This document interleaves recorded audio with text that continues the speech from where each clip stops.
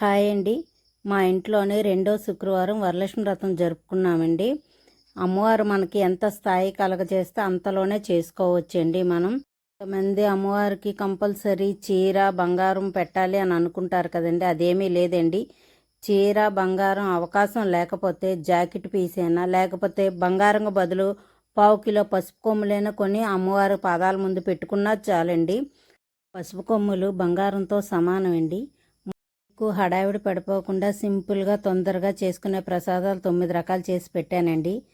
అవి బూరెలు, పులిహోర, తీపి గారెలు, పెరుగు గారెలు, అల్లం గారెలు, చక్కెర పొంగలి, దద్దోజనం, పాయసం, శనగలు.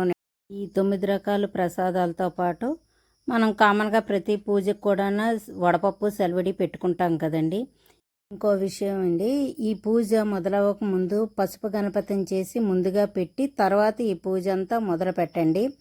మీకు అవకాశం ఉండి దొరికితే తామర ఒత్తులతోటి అమ్మవారికి ఈరోజు దీపం వెలిగిస్తే చాలా మంచిదండి.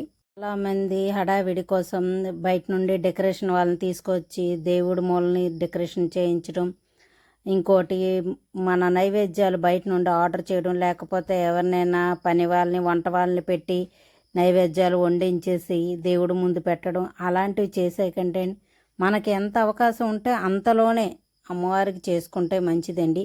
నా వరకు మా దేవుడి గదిలోకి వంట గదిలోకి వేరే వాళ్ళని నేను ఎప్పుడూ అలౌ చేయనండి. అమ్మవారికి వండే తీపి పదార్థాల్లోని మీకు అవకాశం ఉంటే పచ్చకర్పూరం చిటికెడంత వేసి వండండి. కలశం ఉన్నవారు కలశం పెట్టుకొని చేసుకోవచ్చండి. లేనివారు కలశం పెట్టకూడదండి. అంటే వాళ్ళ అత్తగారు చెప్పిన విధంగా ఆనవాయితీ ప్రకారమే చేసుకోవాలండి. లేనివి చెయ్యకూడదండి, ఉన్నవి మానకూడదు. మాకు కలశం లేదండి. ఇంకొకటి వ్రతకల్పం కూడా మాకు లేదు.